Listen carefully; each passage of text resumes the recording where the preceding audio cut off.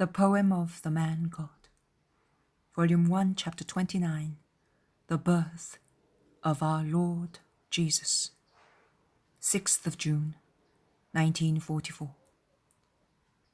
I still see the inside of the poor stony shelter where Mary and Joseph have found refuge, sharing the lot of some animals. The little fire is dozing together with its guardian. Mary lifts her head slowly from her bed and looks round. She sees that Joseph's head is bowed over his chest, as if he were meditating, and she thinks that his good intention to remain awake has been overcome by tiredness. She smiles lovingly and makes less noise than a butterfly alighting on a rose. She sits up and then goes on her knees. She prays with a blissful smile on her face. She prays with her arms stretched out, almost in the shape of a cross, with the palms of her hands facing up and forward, and she never seems to tire in that position. She then prostrates herself with her face on the hay in an even more ardent prayer, a long prayer. Joseph rouses. He notices that the fire is almost out and the stable almost dark. He throws a handful of very slender heath onto the fire, and then the flames are revived. He then adds some thicker twigs, and finally some sticks, because the cold is really biting. The cold of a serene winter night that comes into the ruins from everywhere. Poor Joseph must be frozen sitting as he is near the door, if we can call a door the hole where Joseph's mantle serves as a curtain. He warms his hands near the fire, then takes his sandals off and warms his feet. When the fire is gaily blazing and its light is steady, he turns round, but he does not see anything, not even Mary's white veil that formed a clear line on the dark hay. He gets up and slowly moves towards her pallet. "Are you not sleeping, Mary?" he asks. He asks 3 times until she turns round and replies, "I am praying." "Is there anything you need?" "No, Joseph." "Try and sleep a little. At least try and rest." "I will try, but I don't get tired praying." "God be with you, Mary." "And with you, Joseph." Mary resumes her position. Joseph, to avoid falling asleep, goes on his knees near the fire and prays. He prays with his hands pressed against his face. He removes them now and again to feed the fire, and then he resumes his ardent prayer. Apart from the noise of the crackling sticks and the noise made now and again by the donkey stamping his hoofs on the ground, no other sound is heard. A thin ray of moonlight creeps in through a crack in the vault, and it seems a blade of unearthly silver looking for Mary. It stretches in length as the moon climbs higher in the sky, and at last reaches her. It is now on her head, where it forms a halo of pure light. Mary lifts her head as if she had a celestial call, and she gets up and goes on to her knees again. Oh, how beautiful it is here now! She raises her head, and her face shines in the white moonlight and becomes transfigured by a supernatural smile. What does she see? What does she hear? What does she feel? She is the only one who can tell what she saw, heard, and felt in the refulgent hour of her maternity. I can now see that the light around her is increasing more and more. It seems to come down from heaven, to arise from the poor things around her. Above all, it seems to originate from herself. Her deep blue dress now seems of a pale, myosotis blue, and her hands and face are becoming clear blue as if they were placed under the glare of a huge pale sapphire. This hue is spreading more and more on the things around her. It covers them, purifies them, and brightens everything. It reminds me, although it is somewhat softer, of the hue I see in the vision of Holy Paradise, and also of the colour I saw in the visit of the wise men. The light is given off more and more intensely from Mary's body. It absorbs the moonlight. She seems to be drawing to herself all the light that can descend from heaven. She is now the depository of the light. She is to give this light to the world, and this blissful, uncontainable, immeasurable, eternal, divine light, which is about to be given, is heralded by a dawn, a morning star, a chorus of atoms of light that increase continuously like a tide, and rise more and more like incense, and descend like a large stream, and stretched out like veils. The vault, full of crevices, of cobwebs, of protruding rubble balanced by a miracle of physics. The dark, smoky, repellent vault now seems the ceiling of a royal hall. Each boulder is a block of silver, each crack an opal flash, each cobweb a most precious canopy interwoven with silver and diamonds. A huge green lizard hibernating between two stones seems an emerald jewel forgotten there by a queen, and the bunch of hibernating bats is like a precious onyx chandelier.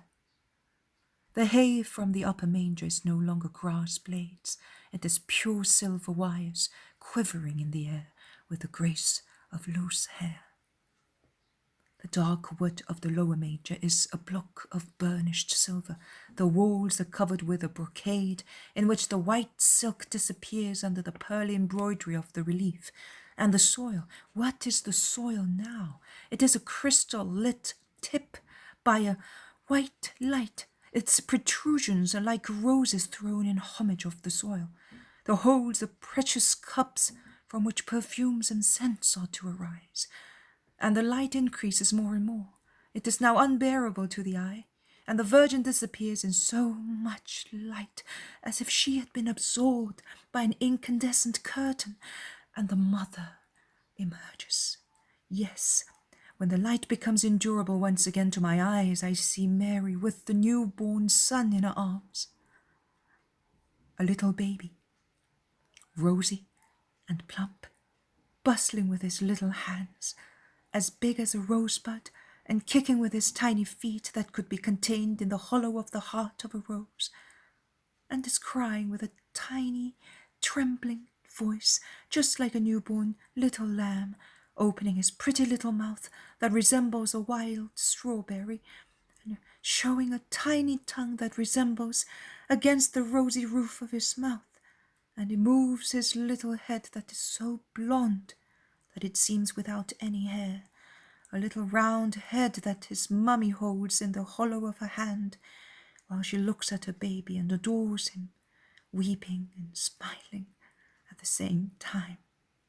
She bends down to kiss him, not on his innocent head, but on the center of his chest, where underneath there is his little heart beating for us, where one day there will be the wound, and his mother is doctoring that wound in advance with her immaculate kiss.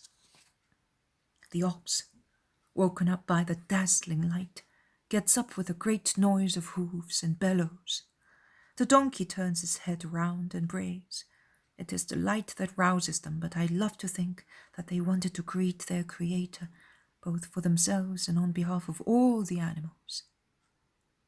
Also Joseph, who, almost enraptured, was praying so ardently as to be isolated from what was around him, now rouses, and he sees a strange light filter through the fingers of his hands pressed against his face. He removes his hands, lifts his head, and turns round. The ox, standing as it is, hides Mary, but she calls him. Joseph, come. Joseph rushes, and when he sees, he stops, struck by reverence, and he is about to fall on his knees where he is. But Mary insists, come, Joseph, and she leans on the hay with her left hand, and holding the child close to her heart with her right one, she gets up and moves toward Joseph, who is walking embarrassed. because of a conflict in him between his desire to go and of his fear of being irreverent. They meet at the foot of the straw bed, and they look at each other, weeping blissfully. "Come, let us offer Jesus to the Father," says Mary, and while Joseph kneels down, she stands up between two trunks supporting the vault. She lifts up her creature in her arms and says, "Here I am, on his behalf, O God. I speak these words to you.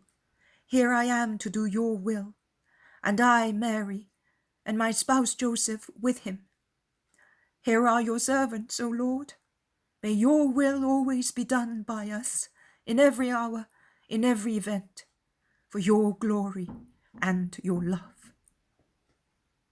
Then Mary bends down and says, "Here, Joseph, take him," and offers him the child. "What? I? Me? Oh no, I am not worthy." Joseph is utterly dumbfounded at the idea of having to touch God.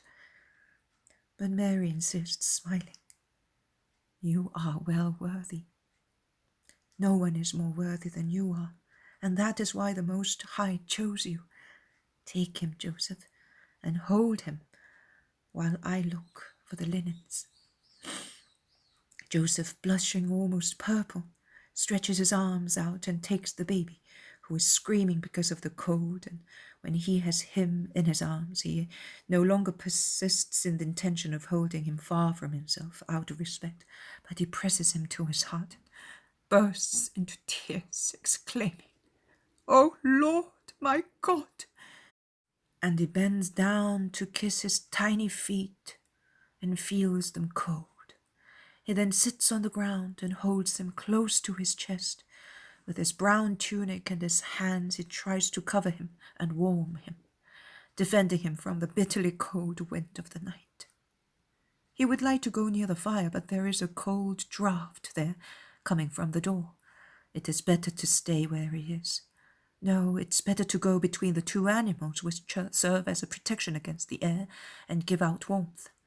Thus he goes between the ox and the donkey, with his back to the door, bending over the newborn to form with his body a shelter, the two sides of which are a grey head with long ears, and a huge white muzzle with a steaming nose, and two gentle, soft eyes.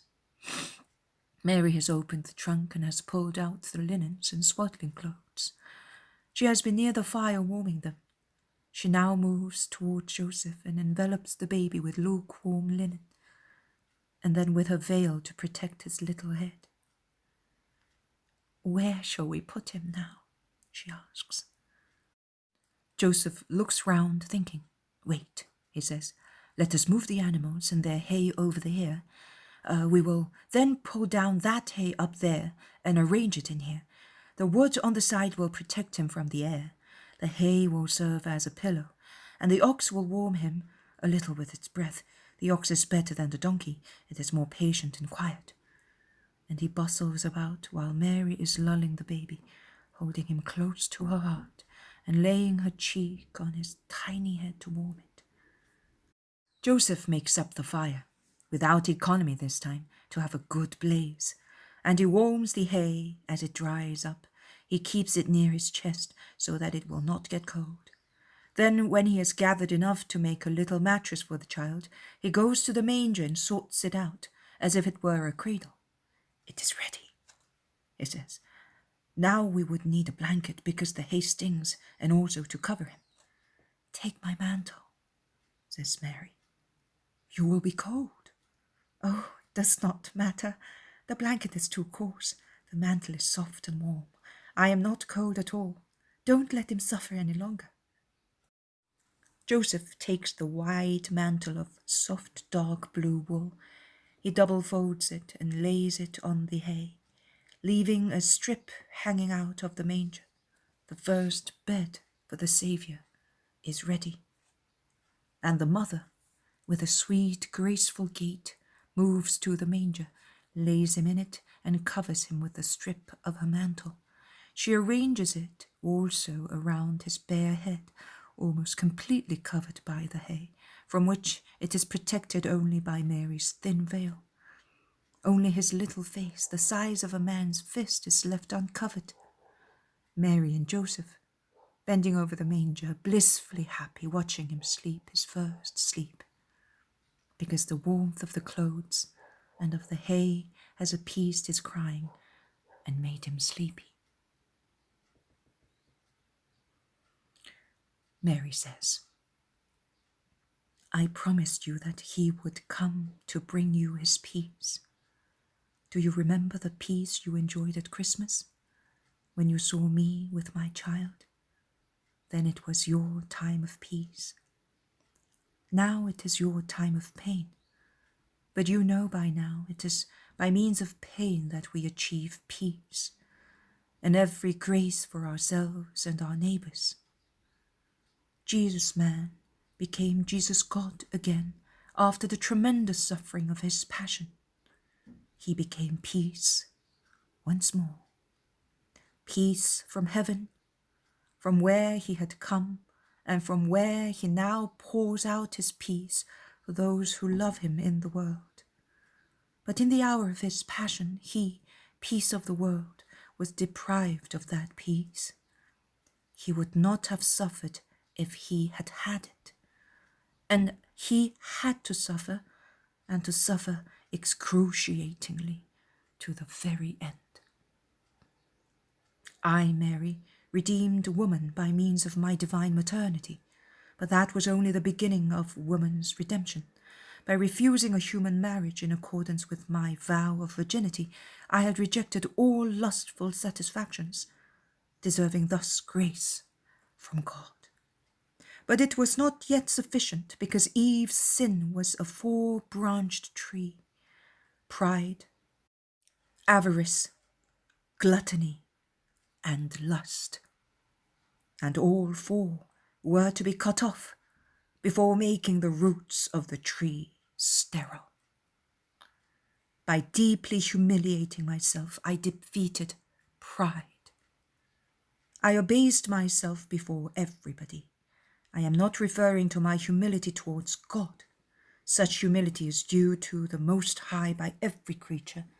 Even his word had it. It was necessary for me, a woman, to have it. But have you ever considered what humiliation I had to suffer from men, without defending myself in any way? Even Joseph, who was a just man, had accused me in his heart. The others, who were not just, had committed a sin of disparagement with regard to my condition, and the rumour of their words had come like a bitter wave to break up against my humanity. And they were the first of the infinite humiliations I was to suffer in my life, as mother of Jesus and of mankind. Humiliations of poverty, of a refugee, humiliations for reproaches of relatives and friends, who, being unaware of the truth, judged me a weak woman with regard to my behavior as a mother towards Jesus when he was a young man.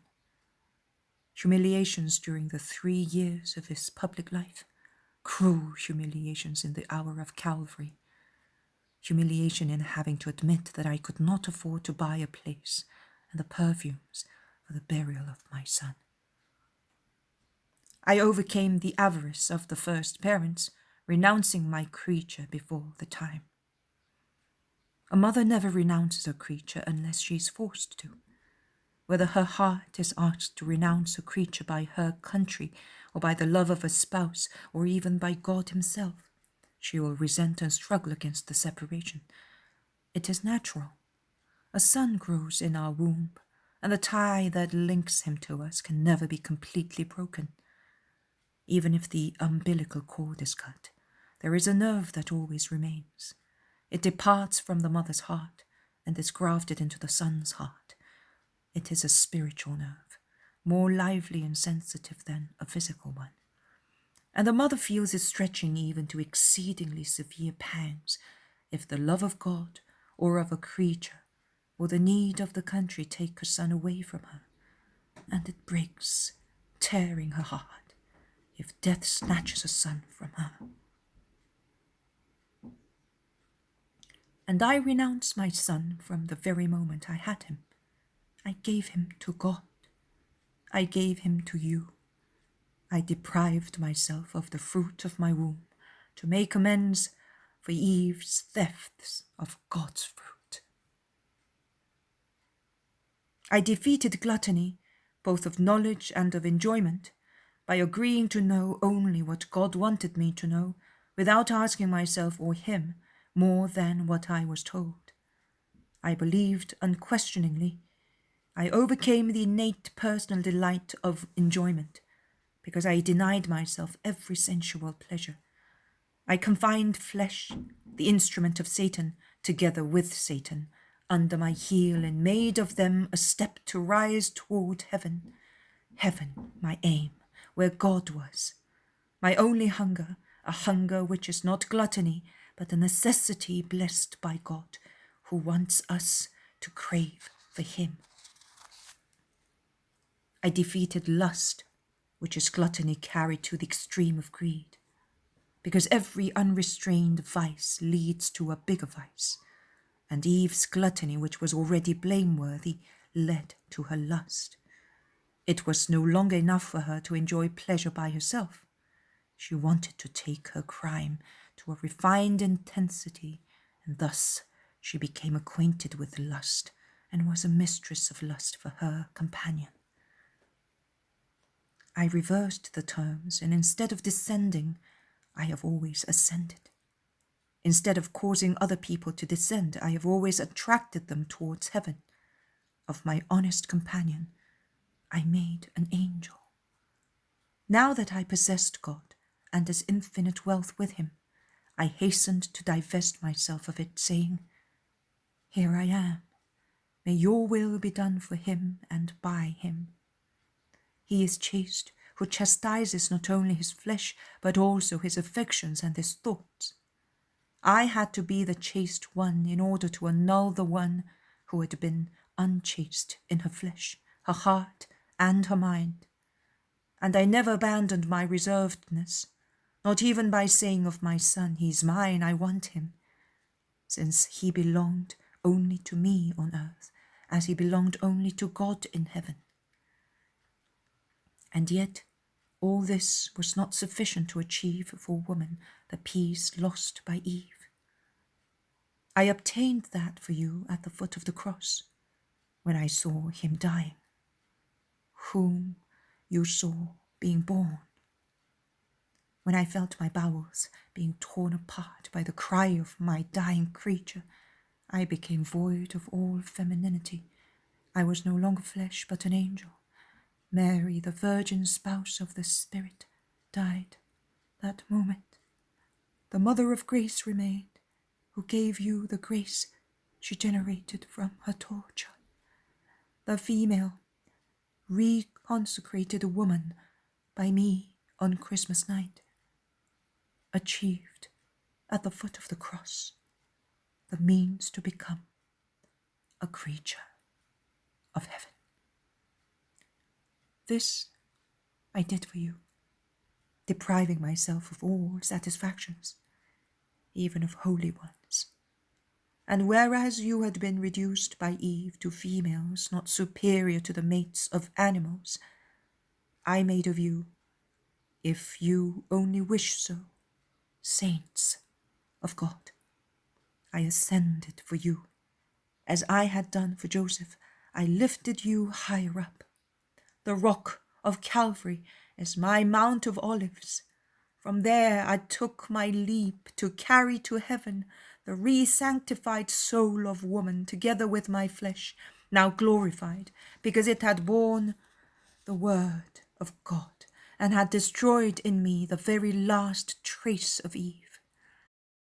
It had destroyed the last root of that tree with 4 poisonous branches, a root stuck in the sensuality that had dragged mankind to fall, and that will go on biting at your intestines until the end of time and to the last woman. From there, where I now shine in the ray of love, I call you and I show you the medicine to control yourselves, the grace of my Lord and the blood of my Son.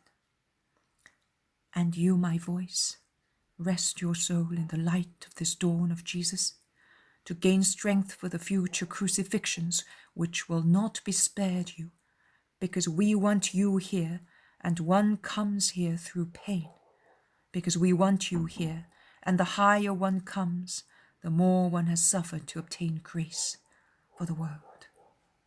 Go in peace. I am with you.